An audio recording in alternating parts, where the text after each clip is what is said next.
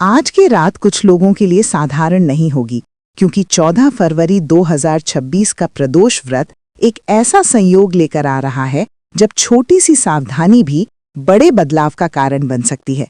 कई बार हम मेहनत करते हैं, पूजा भी करते हैं, लेकिन काम बनते बनते रुक जाता है, मन बेचैन रहता है और घर में बिना वजह तनाव बना रहता है।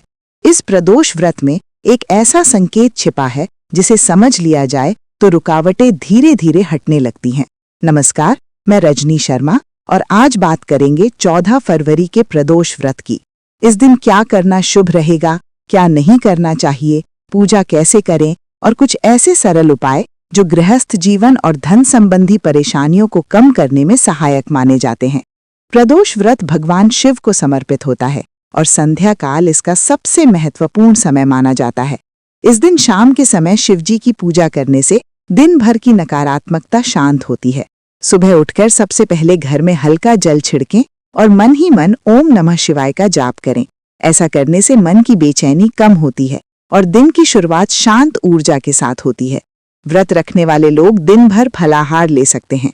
फल, दूध, मखाना, साबूदाना या हल्का सात्विक भोजन लिया जा सकता है। इस दिन तामसिक भोजन, लहसुन, प्याज और क्रोध से दूर रहना विशेष शुभ माना जाता है। कई लोग व्रत रखते हैं लेकिन व्यवहार में कठोरता रख देते हैं, जिससे व्रत का पूर्ण फल नहीं मिल पाता। पूजा का शुभ समय सूर्यास्त के बाद का माना जाता है। इस समय शिवलिंग पर जल, दूध और बिल्व पत्र अर्पित करें। ध्यान रखें कि बिल्व पत्र उल्टा ना हो और मन शांत रहे। पूजा करते समय अपनी समस्या को बार बार बोलने के बजाय मन में समाधान की भावना रखें।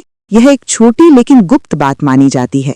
अगर पैसों की कमी लंबे समय से बनी हुई है तो प्रदोष व्रत की शाम एक छोटा उपाय किया जा सकता है। एक दीपक में तिल का तेल डालकर शिवजी के सामने जलाएं और मन ही मन अपने रुके हुए कार्य का स्मरण करें। मान्यता है कि इससे रुके काम धीरे धीरे गति पकड़ते हैं और आर्थिक रुकावटें कम होती हैं। गृहस्थ जीवन के लिए भी यह दिन खास माना जाता है। पति पत्नी यदि साथ में शिवजी का नाम लें या कम से कम एक बार साथ बैठकर शांत मन से दीपक जलाएं तो घर में अनावश्यक विवाद कम होने लगते हैं।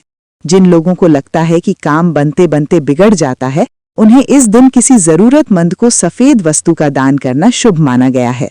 आज का दिन अधूरे कार्य पूरे करने, पुराने विवाद सुलझाने और नई शुरुआत की योजना बनाने के लिए बेहतर माना जाता है।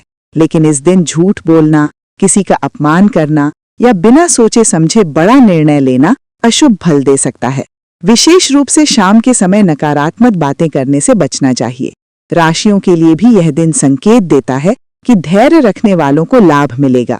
जल्दबाजी करने से नुकसान हो सकता है, इसलिए जो कार्य रुक रहे हैं उन्हें थोड़ा समय देना ही सही रहेगा। कई बार देरी ही सही दिशा का संकेत होती है। एक छोटी सी बात और, प्रदोष व्रत की रात सोने से पहले अपने घर के मुख्य द्वार के पास एक दीपक जलाकर कुछ क्षण शांत बैठें। ये मन को स्थिर करता है और आने वाले दिनों के लिए सकारात्मक ऊर्जा का मार्ग खोलता है। तो 14 फरवरी का ये प्रदोष व्रत केवल व्रत या पूजा का दिन नहीं, बल्कि मन को शांत करके जीवन को संतुलित करने का अवसर है। जब मन स्थिर होता है तभी रास्ते अपने आप बनने लगते हैं। इसी शुभ भावना के साथ भगवान शिव की कृपा आप सभी पर बनी रहे और आपके जीवन में जो भी रुकावटें हैं वे धीरे धीरे समाप्त होकर सुख और शांति में बदल जाएं। हर हर महादेव।